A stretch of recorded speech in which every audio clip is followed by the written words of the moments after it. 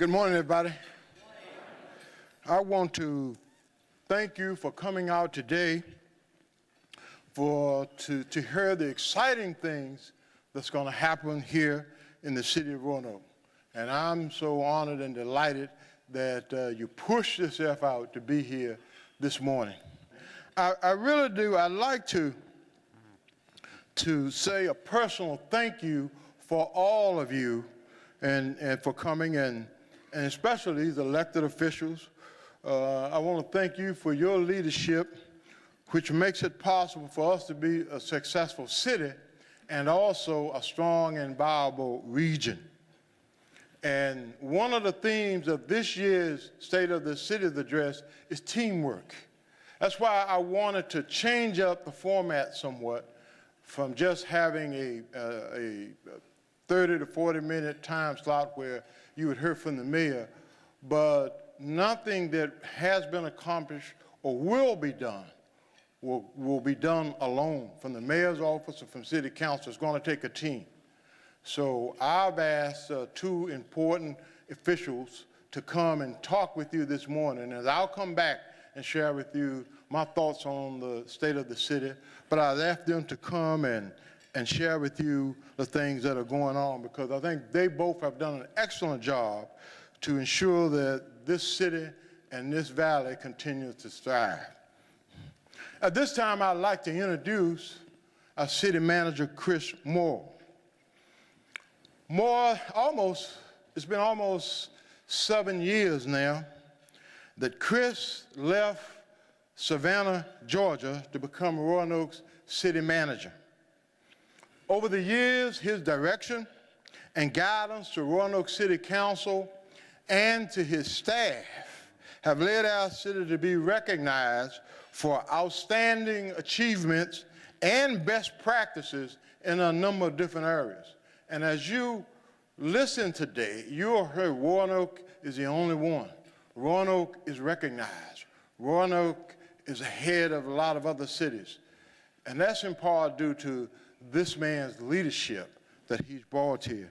In August, engaging local government leaders recognized Chris in his list of top 100 influencers across the country and praised him for his leadership and passion for Roanoke, citing the Deschutes Brewery announcement as one of his recent accomplishments. Without saying, we're very proud to have him as our city manager. So I want to invite Chris to come now and share with you the city's achievements for the 2015-2016 year. Receive our city manager, Chris Morrill. Well, good morning, everyone. It's such a pleasure to be here to share with you some of the things that's been happening here over the past few years, and then to introduce our superintendent, who's going to dive a little deeper into many of the successes we've had with schools. Now, in a speech like this, often what you'll get is a list of all the accomplishments. You know, you might hear about how we ended veterans' homelessness, or about how, or about how our unemployment rate went from 5.1% to 4.1% in a year, or about how our population, after a 30-year decline, is now growing, and we're actually one of the fastest growing jurisdictions in Southwest Virginia, or about some of the big economic development announcements we've had, like Eldor, which is going to Botetourt, but spent a lot of time in Roanoke and cared about the city. Or you might hear about some of the more mundane things, but critical things, like how we paved 75 miles of streets this year, and filled 4,300 potholes, about how we finished 14 stormwater projects, or about how we installed 47 miles of open access fiber between us and Salem, and how Roanoke County is going to do another 25. Or some of the investments that we've made in the Civic Center, like a new ice that's going in right now, new seating that helped us get Roanoke Rail Yard Dogs, a hockey team. Or might talk about how we implemented curbside recycling, increased our community recycling by 97%. How we implemented body-worn cameras, and we now have 245 cameras, so every officer out on the street has one of those cameras, keeping both the public and our officers safer. or about how our fire department went from an insurance service office rating of 2 to number 1. There's only a few hundred in the nation, and that means everyone out there is paying lower insurance rates. Or some of the things that we did in our parks, like we installed 15 new playgrounds. We made 13 shelter improvements or installations, and then we improved the hard courts in 6 parks, so our kids can be out there playing. Now, that's often what you'll hear in a speech like this, but I'm not going to do that today. Instead, what I'm going to do is talk about this article that came out in The Atlantic by a guy named James Fallows. He's a very well-known journalist, and in local government circles, he's one of those guys people look at. And what he did is he traveled 54,000 miles around the country and to determine what makes cities successful. And so he came up with this list of 11 signs a city will succeed. So cities all over the country are kind of saying, well, how do they stack up to that list? So I thought, well, let's see how Roanoke does with the 11 signs. So first sign, divisive national politics seem a distant concern. What he found is that in the cities where he heard on the streets debates, arguments over divisive issues nationally, they were less likely to succeed. And so if you think about that in terms of Roanoke, first we have a city council that really is committed to what's going to be best for Roanoke City and for the entire region, including into the New River Valley. And they bring unique skills. They're focused on policy. They help make those tough strategic decisions. So we're very fortunate, and I think we avoid those divisive national politics. And it doesn't stop at City Council. If you look at our local legislative delegation, it was incredible the year that we had, some huge successes, one of which was the Virginia Tech Carilion Research Institute, getting that funded, because we all work together. So while we may not have the numbers like you have in Northern Virginia or Richmond or Hampton Roads, we have a team that works together. They forget the Republican Democratic labels, and they're the Roanoke Party, and they all work together. So we should be very fortunate. So I think we do well on that first one. Number 2, you can pick out the local patriots. Now, what he means by this is when you're on the street and you ask people, who makes a difference? Who makes this place work? They'll be able to quickly call out some names. And it may be an elected official. It may be a college president. It could be an artist. And I would guess probably all of you in this room, I could talk about you as local patriots and some of the things that you've done. But I thought to exemplify this category, there's one person I wanted to really call out here. And that's Pearl Fu. Ms. Fu's here. You want to stand up, please? When I think about Pearl, when she got here decades ago, and she saw that, the community wasn't valuing its diversity and seeing it as a strength, she didn't complain about it. What she did is through grace and kindness and humor, as you can see by the Vikings, she started local colors, and she started inviting people together and providing services and making us feel good about that. And so, for Pearl, she is a local patriot for us, one of many. So I want to thank her for what she's done and done for this community. All right, number 3. Public-private partnerships are real. We hear a lot about public-private partnerships, but here they really happen. I can't think of one major accomplishment we've had which has been done solely by local government alone. It's because we partner together. I'm just going to give you 2 quick examples.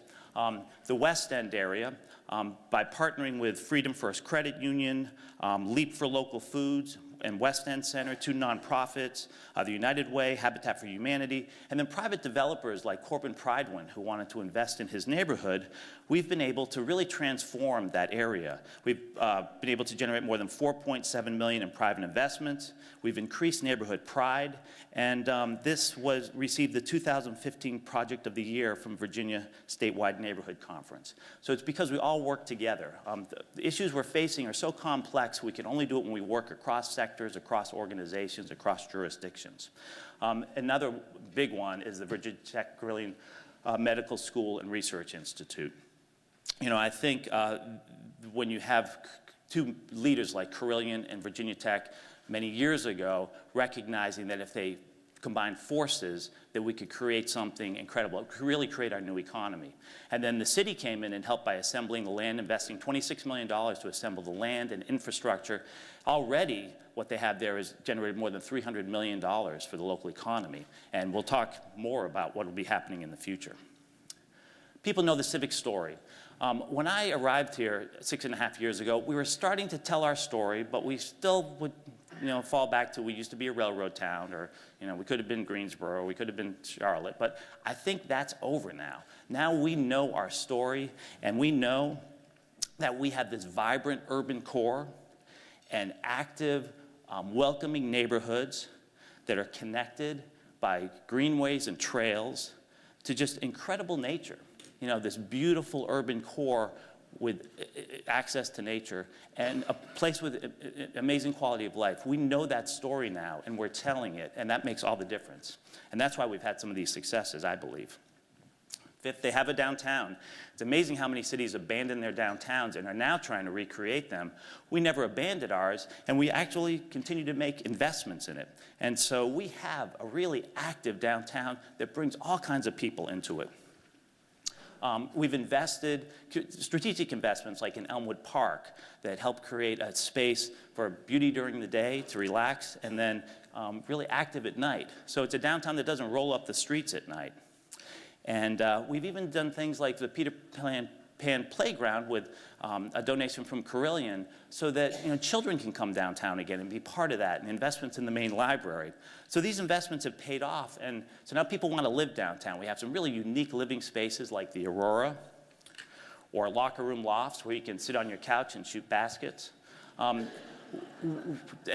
so we have over 1,000 apartments downtown. This has helped bring a new vitality, and it's very sustainable and efficient, and we'll continue to see improvements in the downtown. All right, number 6, we're almost halfway through the list. They have a research university. Well, we not only have a research university, we have a great engaged research university. And that is Virginia Tech, and they really are helping us invent our future. And so, I could go on about all our partnerships with Virginia Tech. I'm just going to highlight a few. First, Hotel Roanoke. We know the Virginia Tech Foundation stepped in, helped us do this beautiful project. They own the hotel, and jointly with the city, we own the conference center here. Could you imagine if this was not transformed, if this was a vacant lot right now?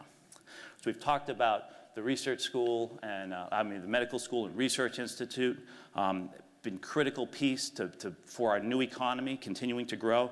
And it doesn't just bring economic payoffs, but also it helps us better serve the community. I'm going to give you one example. Earlier this year, City Council named Drs. Sharon and Craig Ramey as Chief Science Officers for Human Development, because they have for many years now used their decades of research into early childhood development to help us in our schools, in our libraries, and our nonprofits to really make a difference in how we serve our children and how we educate them. And there are many instances of where the brain power in the institute and in that university help us build a better community. And so thank you to Virginia Tech for that. Another example is we've been working with Virginia Tech on training our employees in Lean Six Sigma. It's helped us provide better services more efficiently. We've gotten known for it nationally, where now cities from all over the country are coming here to learn Lean, and I think this will become the national center for the thousands of local governments to learn Lean. So we're not only serving our own citizens, we'll be serving citizens around the country. And then stormwater. We have 13 watersheds. 11 of those are considered polluted, and so we're working with Virginia Tech to help us look at these complex systems so we can both reduce flooding and improve water quality. And we've heard of some Virginia Tech's involvement in Flint and other areas. It's amazing how they serve this community. And then we haven't forgotten the other universities. Jefferson College of Health Sciences is our downtown college. Look at Radford University, Dr. Isaac Van Patten, a criminologist. Council approved embedding him in our police data center. He's helping us really predict what crime will occur and continue to reduce the crime rate. Roanoke College, Dr. Liz Ackley took a sabbatical this year to help us work on community health. We got a Robert Wood Johnson Foundation grant, and she's working with us and several nonprofits, including the United Way. And then Hollins University, several partnerships. One is this weekend will be Starcropolis, where they're playwriting. They have one of the best playwriting programs in the nation. We'll bring 500 people to the top of Mill Mountain to celebrate the star through plays. And also one of their professors is coordinating with a Virginia Tech professor to create a small cities institute here in Roanoke, where we will become an urban laboratory for cities around the country to come in and learn best practices. Really exciting stuff happening in collaborations. Now you may say, well, I've missed one college, I missed Virginia Western, but if you look at number 7, they haven't cared about a community college. And now we've heard this year, Virginia Western has been in the news a lot because of their mechatronics program, which has helped us bring in some of these big economic development projects. But I think we often don't realize what an incredible asset it is as they've invested in their campus, we're expanding their programs, serving our high schools, serving throughout the region. And we're going to help continue to support that by improvements to Colonial Avenue that will help traffic flow and make more of a campus atmosphere there. But they're not just out on Colonial Avenue, they're right in our downtown with our culinary school that has been so successful, they're going to double the size of it with a new building in Gainesboro, which will create more activity along the street. And then when we got a grant to create an accelerator to help take nascent businesses and really help them accelerate into larger growth. We knew the city wouldn't be good at running that. We're not good at running stuff like that. We looked around and we realized Virginia Western really can help us run it. It's called RAMP, and it'll be opening in January with several new businesses right there in the innovation corridor. Number 8, they have unusual schools. Now, Dr. Bishop's going to really get into really how unique and unusual our schools are. I thought I'd just quickly highlight libraries because they're an important partner. So City Council decided several years ago to invest in our main and neighborhood libraries. We've doubled the size of Gainesboro, Jackson Park. Main library was redone. It's a great, fun place to be. I always start our economic development tours in the library and let them go down the slide if they want. It really gets people engaged early. And then this year, first neighborhood library in a few years, the Raleigh Court branch was opened. The mayor's going to talk about some of the future improvements that we'll be making. Then they have some unique programming, like Roanoke Baby Book. Every child born in Roanoke leaves the hospital with a baby book because we want them to be engaged with reading early on. And then our Star City Reads program focused on getting children reading at 3rd grade level by 3rd grade. A real community-wide effort, was recognized as a national pace setter. And so cities from around the country are coming to learn about how this program works and the successes that we've had. All right. They make themselves open. I think I've lived all over the world, really, and Roanoke is the most open, welcoming place I've ever been, and it's a real strength for us. And I think part of that is because of the work of Local Colors and Pearl Fu and so many of you through the years. We were really proud of that, and we're excited when new people want to move here. And it was interesting, during the past year, we had a challenge where we were getting some negative national and international press about Roanoke. And so what did we do as a community? We invited George Takei in, of Star Trek fame, to come in and lead a conversation on the importance of diversity and tell his story about living in a concentration camp for Americans of Japanese descent. That got national attention that we did that. And then we ended the night with Mayor Bowers giving him a key to the city. A really important thing that tells our community story. And we do that physically too. For 3 decades, City Hall had a big chain in front of it, the historic City Hall, and the doors were blocked. Not a good image for our public. And it does say a good thing about government. So on its 100th anniversary, we renovated it, we opened it back up, and now it's a welcoming opening place. Last thing, now to be open now, especially in this day and age, we really have to think about many ways to engage with the public. We were recognized by Governing Magazine for our social media. We probably have one of the most active social media programs in the nation. And what we do is we engage people in all different kinds of ways.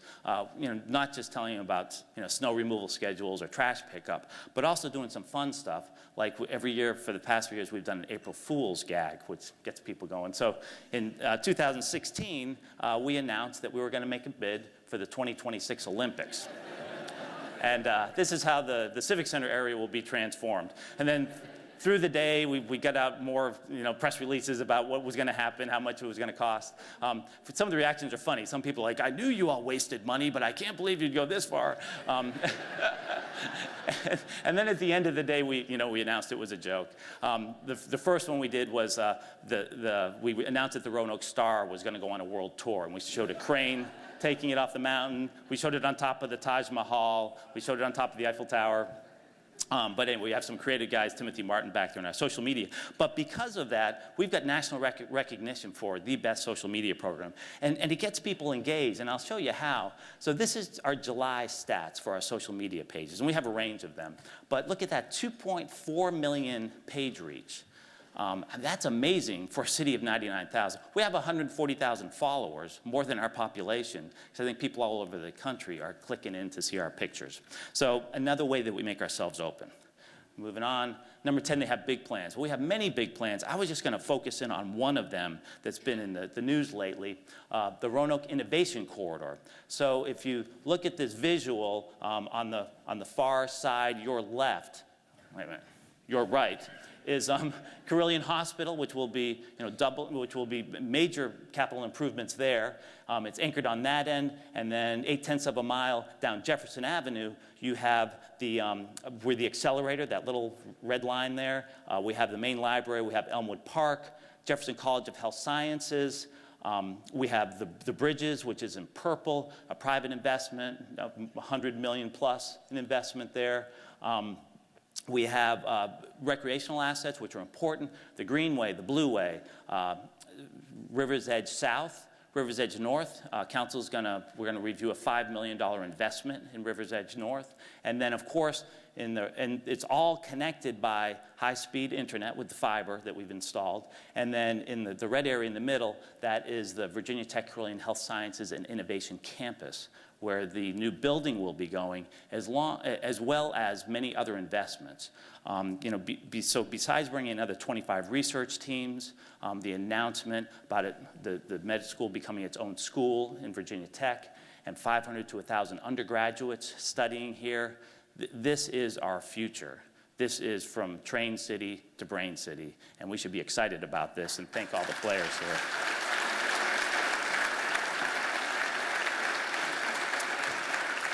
And now I'm going to give you number 11, and I want you to know I didn't make this one up. This really is number 11, and you can read the article yourself to see. And remember, this came out in March. We had a pretty big announcement in March. And number 11 is they have craft breweries. And that really is true. And I'll tell you why I think that's important. It's not just about beer, although beer is important too. But we already had a nascent brewery industry with Parkway, Soaring Ridge, and a nano brewery, Big Lick. And then we had the announcement that Ballast Point, one of the major craft brewers, would be building in Botetourt. But then this whole effort to get Deschutes. Here's our employees on the front steps with hashtag Deschutes to Roanoke. They actually put it on the front page of the Bend newspaper. But the process that they had, I want to briefly describe it, because we worked with them for 4 years. This company wanted to be engaged in the community. So they had 3 teams that independently assessed the finalists. They started with 200 communities, narrowed it down to 3. Charleston, South Carolina, some city in North Carolina, and then us. And so what they did is the leadership team came in several times to assess, is this a government that we can work with? Do they have a business community that we want to be a part of? Is this a community where we can make a difference? And I actually told them stories of people like Pearl Fu, how individuals can make a difference here. And then they had a technical team that came in and said, does the tax structure work? Do they have the right site? Do they have water? Do they have broadband? Do they have workforce development like mechatronics? Very unique, they had a third team, the employee team, they called themselves the Culture Club, who came in, spent several days here, and their role was to find out, is this a place where people would want to live? So they went to restaurants, they went to museums, they visited the schools, they met with realtors to look at houses and neighborhoods. And then all 3 teams independently ranked the communities, met. Roanoke was number 1 for leadership, technical, and quality of life. And that's huge for us.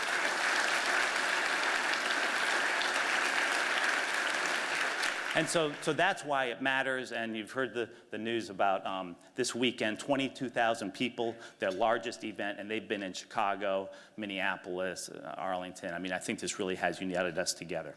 So let us quickly review. We don't have divisive national politics here locally. We can name many local patriots here. Public-private partnerships really are real. We know our story and we're telling the world. Our downtown is incredible and just getting better. Number 6, Virginia Tech. Number 7, Virginia Western. Number 8, Dr. Bishop's going to talk about our unusual schools. We know we're an open, welcoming community. Our big plan's the Innovation Corridor and then Deschutes. So I think we can check all those boxes.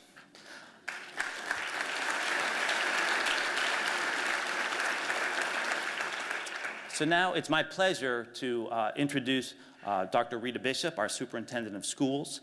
She's been with our schools, leading our schools since 2007. And prior to that, she served in just about every possible capacity in schools. She was a teacher, a counselor, a vice principal, a principal, assistant superintendent. Brings those years of experience and knowledge to us.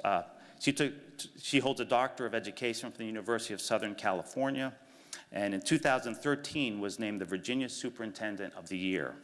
I know working with her, her passion for educating children has really made Roanoke a model for urban education and has played a critical role in many of the things that I talked about today. Those would not have happened if we didn't have a really progressive, engaged school system.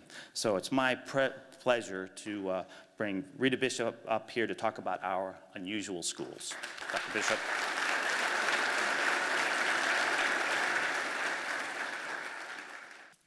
Good morning, everyone. It's a pleasure to be here. We've often heard that one picture is worth 1,000 words. If that is true, then I think what you are about to see might be worth 1,000,000 words.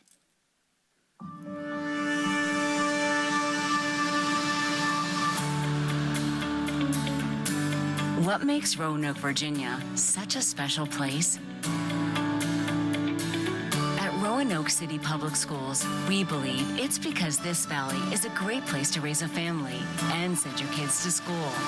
From rigorous academics, nationally recognized arts programs, strong community partnerships, to a full range of sports offerings, there's a reason NESH ranks Roanoke City Public Schools as one of the top 25 school systems in Virginia.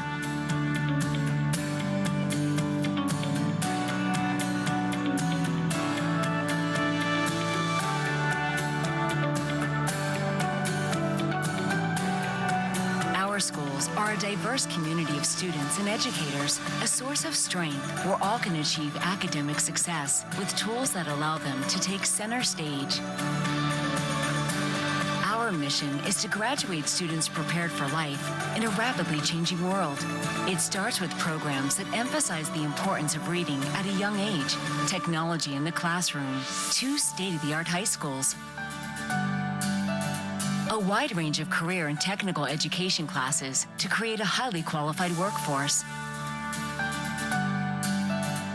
a variety of advanced classes to give students the edge when applying for college, a community college access program allowing our graduates to attend Virginia Western Community College tuition-free for 2 years, Forest Park Academy with a special environment to help students graduate high school no matter the challenges,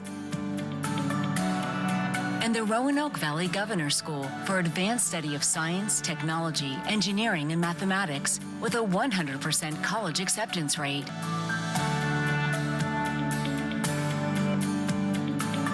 We believe every child should be exposed to arts and athletics and offer all kinds of opportunities to showcase a child's talents, providing musical instruments in every elementary school, as well as bands, orchestras, and choral programs at each middle and high school. And with more than 40 different sports programs, students can shine under Friday night lights or spiking the ball on the volleyball court. Learning doesn't end when the bell rings. With opportunities after school and during the summer, our summer enrichment program, RCPS Plus, is leading the way. We believe education reaches far beyond the classroom. We partner with City of Roanoke, its many business, community, and faith organizations to create a better prepared student. From swim safety at the YMCA to experiencing the great outdoors at Carbons Cove. our partnerships help plant the seeds for a better community. Our students have a future that's full of promise. With dedicated teachers, engaged parents, and a caring community, we help children reach the finish line.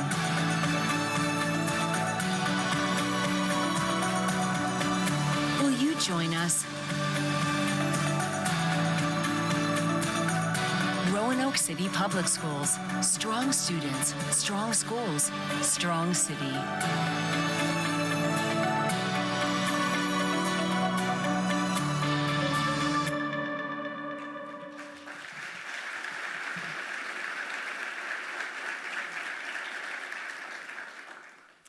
If you think that that film might be interesting for you to have for recruitment purposes or informational purposes, there are some flash drives on your table. Please feel free to take one of those, and if there aren't enough, we'll be glad to supply additional flash drives. You also have a brochure on your table that talks about Roanoke City Public Schools, and it highlights many of our efforts, and I think that it is well worth the taking and the reading. But you can all read, so I'm pretty proud of the stuff that's there. But what I do want to say to you is what I'm most proud of. And I really thought a lot about it. And in the end, what I am most proud of is our students who frequently do struggle, and the staff and the teachers that support them. And that's what I am most proud of. When you take a look at that brochure, please look at the core beliefs. And I ask you to challenge yourselves, is that what you believe about children? Because what we know in Roanoke City Public Schools is that with the help of partners like those of you in the audience, that all children can succeed. So thank you for your help. It is my pleasure to introduce Sherman P. Lee Jr., who became mayor of the city of Roanoke on July 1, 2016, after serving 12 years as a member of the city council, including vice mayor between 2008 and 2010. Mayor Lee spent 36 years with the Virginia Department of Corrections, retiring in 2012. As the Western Regional Director, he continues to work with individuals seeking release from incarceration through his appointment by Governor McAuliffe in 2014 to the Virginia Parole Board. Mayor Lee knows firsthand the legacy of not getting a good education. Mayor Lee has been involved in numerous civic and volunteer activities. He served 5 years as a member of the Roanoke City School Board, including 2 years as vice chairman and a year as chairman. He is the recipient of the William L. Hastie Award from the National Association of Blacks in Criminal Justice and was named the 2014 Citizen of the Year by Gamma Alpha Chapter of the Omega Psi Phi fraternity. Mayor Lee is an associate minister of the Garden of Prayer No. 7. He is married to Clara, the proud father of Erica Rosser and Sherman P. Lee Jr., and the loving grandfather to twin granddaughters Jaden and Maya, and grandson Jonathan Jr. The students and staff of Roanoke City Public Schools and the citizens of Roanoke have a true friend and partner in Mayor Lee. It is my pleasure to bring Mayor Sherman P. Lee Sr. to the stage. Thank you, Dr. Bishop. She mentioned Sherman Lee Jr. You got to be careful with that because he'll come right on up here very quick. Right, my son over there, but thank you so much, Dr. Bishop. And I tell you, are you excited about what we're doing here in Roanoke?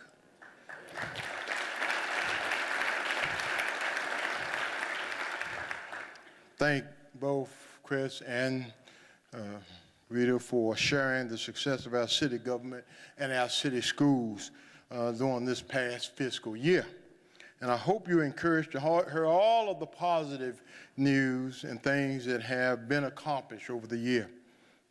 Vince Lombardi, a well-known head coach, late head coach and general manager of the Green Bay Packers, once noted that the achievement of an organization are the results of the combined efforts of each individual.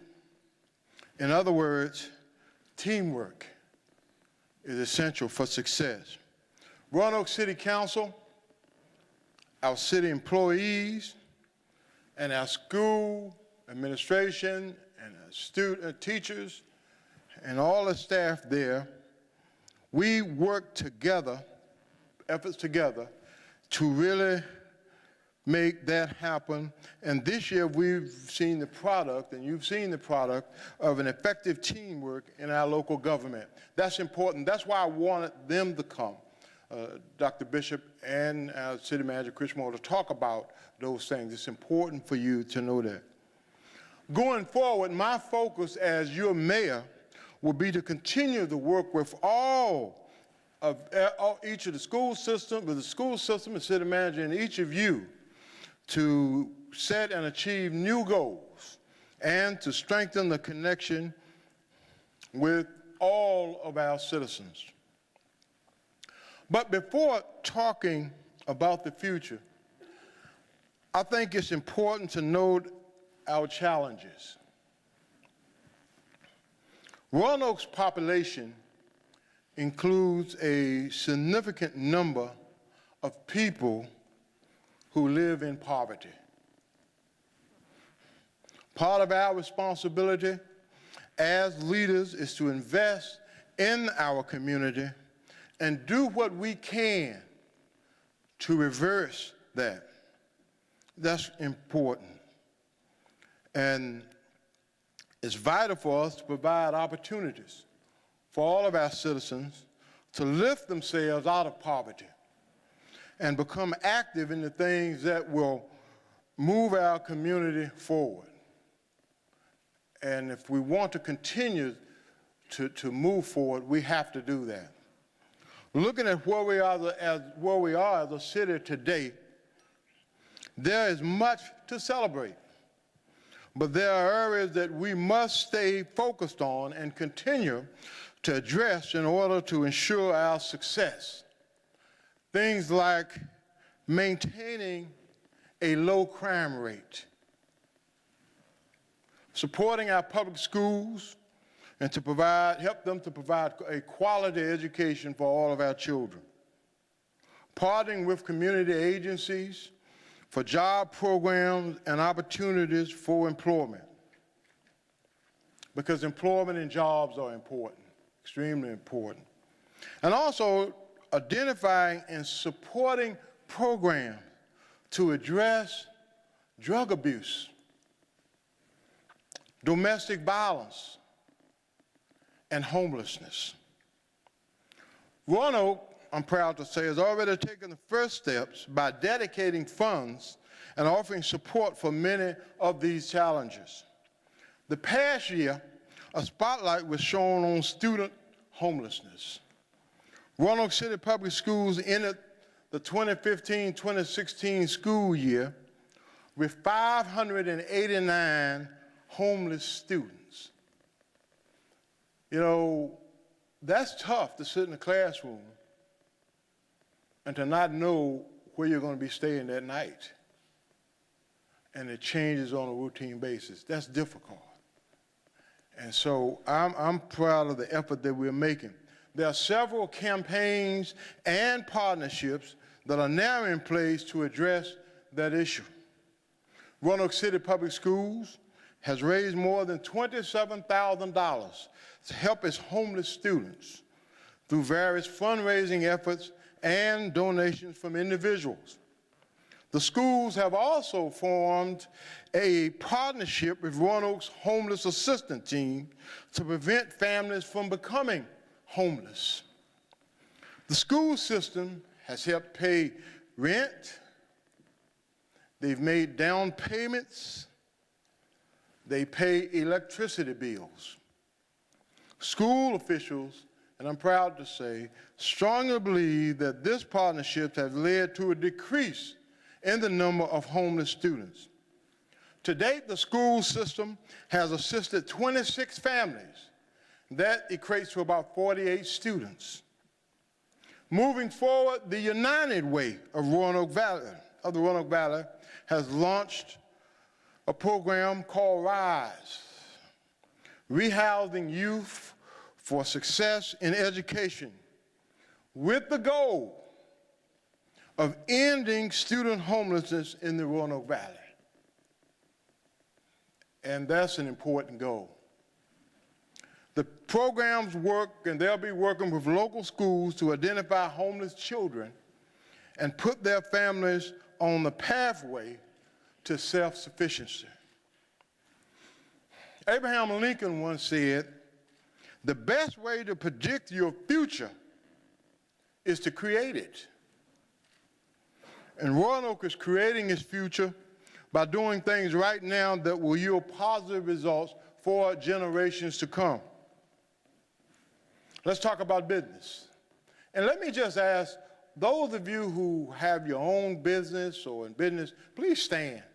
I want a business people, businessmen, businesswomen, stand up, those of you that have your businesses in the community.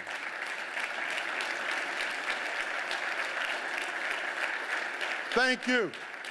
Thank you, because you are the lifeblood of our city. Thank you for all that you do. Business is a major factor in building a strong, resilient economy. And because we talk about jobs, one of the things, but that's important. And I'm excited about the projects for the coming year. Roanoke future business scene will be enhanced by some of the things that our city manager mentioned. Virginia Tech's plan to create an innovation corridor in Roanoke to expand and develop its health sciences and technology research. And I want to thank our General Assembly, our legislators for their work, and Governor McCullough came down for the signing of this process a few months ago. So a lot of people were involved in that success, but that's going to enhance what we do here in business in the city. Carillions plan to expand Roanoke Memorial Hospital. Fuji Electric's opening of a new engineering and assembly facility to grow and expand their business activities in the United States. Also, what's going to enhance us is a rapid acceleration mentoring program known as RAMP. Economic development staff are working with Virginia Western Community College and the Roanoke Blacksburg Technology Council to support this program, which focuses the growth, or foster the growth of potential startup technology and health science companies in our area. And something that you don't hear mentioned, but it's so important, and I'm proud of the commitment that initially that we've all, the City Council, Salem, City of Salem, and the Roanoke County Board of Supervisors, the availability of new broadband network, broadband, provided by the Roanoke Valley Broadband Authority to support economic development. That was an important decision and it's an important act for us. And of course, the announcement this year that after a nearly 4-year search, the Schutz Brewery selected Roanoke for its first East Coast brewery. The city is shaping its future through partnerships with local agencies. A good example is our partnership for tourism and the business that it brings to our city. Through our regional partnership with the City of Salem, the counties of Roanoke, Botetourt, and Franklin, we will continue to support tourism. The Convention and Visitors Bureau, rebranding as Visit Virginia's Blue Ridge, has laid the foundation for stronger promotion and marketing of all the amenities we have to offer in this area. The ongoing practice of hosting media tours for journalists from across the country to visit and write about this area will expose Virginia Blue Ridge to readers on a national level. Last year, visiting journalists wrote 64 articles mentioning the city of Roanoke. So we're in the national news. New accommodations to bring visitors and conferences to Roanoke include the Hampton Inn and Suites in downtown Roanoke, Home 2 Suites at Valley View, and Amtrak passenger rail. The train is coming.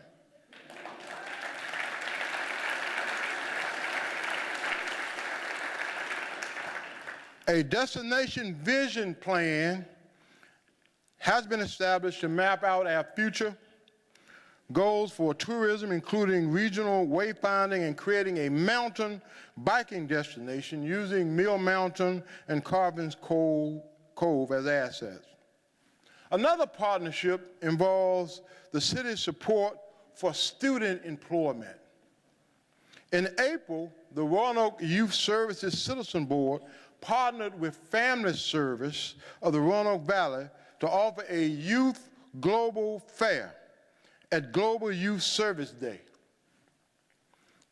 Goodwill of the Roanoke Valley, Total Action for Progress, Rescare, and Kroger were in attendance at this Global Youth Service Day. The city of Roanoke provided Total Action for Progress funding to expand its current summer youth employment program. Agencies that provide youth employment opportunities in the summer and year-round were on hand at the 2016 Youth Summit. And it's important to note because there were a lot of concern this summer about youth and unemployment and youth and summer employment. The city of Roanoke right now is researching a program in conjunction with Goodwill of the Roanoke Valley and the local businesses to provide summer employment opportunities to youth for the summer of 2017. So it's important for our citizens to know that we are working to provide that summer employment for as many youth as we can. We're creating relationships between local government and our community with programs like the Lee Youth Outdoor Basketball League. And the director of that basketball league was here, Joshua Johnson. Joshua, you still here? Our police officer.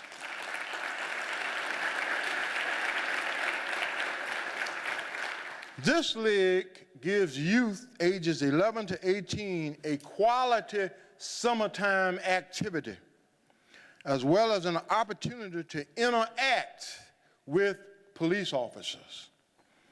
In 2016, which is our second year, the league played in Melrose and Fallon Park in southeast Roanoke. 171 youth participated, and we plan on continuing this effort in our community because we see it as a way to strengthen relationships between police and the community. And just think about that as you look at the news each day. That's important. Roanoke is out front on that, and there are a lot of people that are responsible for this being a success. Not only the police department and their leadership and community policing and those that contributed. I see Nancy died and others, she contributed greatly to that program. I want to thank her for her efforts on that. And the Roanoke City Public Schools, it was again a teamwork effort to make that successful. And I'm proud and pleased of that commitment. Another good example is the annual Roanoke Youth Summit. This year's event was held on August 6th at William Fleming High School. And it happened under the leadership of our Vice Mayor, Anita Price, and the Roanoke Youth Services Citizen Board. An estimated 100 students and parents attended and participated in discussion groups, and that's so important. We want to hear from our young people. We want to hear from our young people, and I thank Vice Mayor Price and her effort and work in that vein. And so future summits are in the works. While our neighborhoods continue to see improvements with refurbished parks and libraries, we're also creating a strong downtown community as residential growth in this area continues to be strong. Downtown apartment buildings are seeing high occupancy rates, and developers are continuing to see strong demand for more of these living spaces. With the completion of Gramercy Row at Williamson and Tazewell, Roanoke will surpass 1,000 units created since the year 2000. This growth has been a catalyst to the city's population growth. Our city targets specific areas of the community to receive a majority of funds from the U.S. Department of Housing and Urban Development to help revitalize neighborhoods, improve affordable housing, provide public service, and encourage private investments. Over the past few years, the West End neighborhood has been the focus of HUD's funds. Efforts there have successfully wrapped up, and the emphasis on renewal is now moving to the Melrose Orange Avenue target area. This area in northwest Roanoke incorporates 10th through 24th Street, 10th Street through 24th Street, and Loudon Avenue and Hanover Avenue. And as the work continues over there, and you see it as you travel through those areas, city staff will annually invite residents, property owners, businesses, and other stakeholders to the target area. We'll invite them to come down and provide input as to what activities are most needed. That's important. We want you to be involved as we develop these areas of our city. We're fashioning our future by exploring new approaches to solving problems. Yeah, we got to solve problems. We got problems that we've got it, but I'm proud of the way we're still, again, Roanoke is out front in what it's doing to solve a problem. An example is the Roanoke Valley Hope, a program called Roanoke Valley Hope. It's a new initiative that aims to tackle drug addiction in a way that's never been done before. And everybody knows about drug addiction in this country. It's not only happening with people in the community, with Prince and others. Just look around the country, drug addiction. And this initiative was launched in our city on August 8th. It allows people suffering from substance abuse to get rid of their drugs without the fear of being arrested. The Roanoke Police Department invites those suffering from addiction to contact them for help. Now, I know it's tough to contact the police officers for help with a drug problem, but it's a new initiative. It's a new initiative. Working through the Bradley Free Clinic, respondents are fast-tracked for treatment through the participating community resources, and there are a lot of them, and paired with volunteer angels who will help along the way. This initiative, I'm proud to say, is the first of its kind in Virginia. But there are other cities that are on the sidelines watching. Richmond is watching it. They're ready to go. But they're watching to see how this initiative in Roanoke takes off. And I'm proud to say it's taken off. People have really responded in a way that surprised many of us, because sometimes drug abuse and other things are the hidden problems. But it's really taken off here, and I'm proud of that. Because bringing all of these community resources together, we're working towards one common goal, and that's saving lives. While the initiative begins a shift from arrest to treatment, it's not a replacement. Please do not be deceived.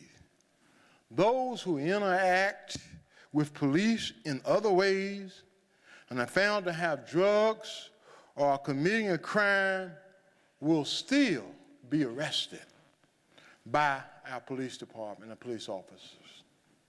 But there's help. There is hope. We care. And that's the message I want to drive home as the mayor of the city of Roanoke, is that we care. City Council invests in a bright future for our community by ensuring our infrastructure is safe and well maintained. And I know some people looked at it a few slides back when you talked about holes in the street and everybody laughed. But somebody, you ought to be in the mayor's office and listen to the phone calls you get. It's not a laughing issue. So we've got to talk about and take care of infrastructure. And I'm impressed, and we're excited about what we're doing in our city. To that end, Roanoke's future success depends on the completion of major projects such as bridge replacements. I'm proud to say that the city's bridge program is one of the best in the state of Virginia. And Roanoke will continue to invest in and maintain our bridges well. However, empty, older bridges like the one on Franklin Road that was built in 1937 have reached the point where we can no longer repair it. They must be, and it will be, replaced. We want to work to replace that bridge, and we anticipate to begin work on that near the end of this calendar year, with the bridge closure likely in early 2017. Accommodations like bike lanes and gateway features, projects like this one are a good indication of City Council's commitment to adequately support the city's infrastructure. Renovation of Williamson Road Library is another example of building our future. When completed in the summer of 2017, the new library will have nearly 10,400 square feet of floor space and offer quality amenities. Self-check units. Some of those amenities will be self-check units to speed checkout, a drive-up, book drop accessible all hours of the day, a large and better equipped community room, meeting room that will seat 100 people, and improved amenities for children, teens, and adults. Preliminary planning has already begun for upgrades to the Melrose Library, which are anticipated to begin upon the reopening of the Williamson Road branch. These are just some samples of the exciting ways we're working to continue our success as a city, and there will be more to come. Ongoing progress will take teamwork, and that's important. Teamwork, focused on a single purpose, and that purpose is to make Roanoke the best it can be for all its citizens and businesses. Everyone is and must continue to be part of Roanoke's resurgence.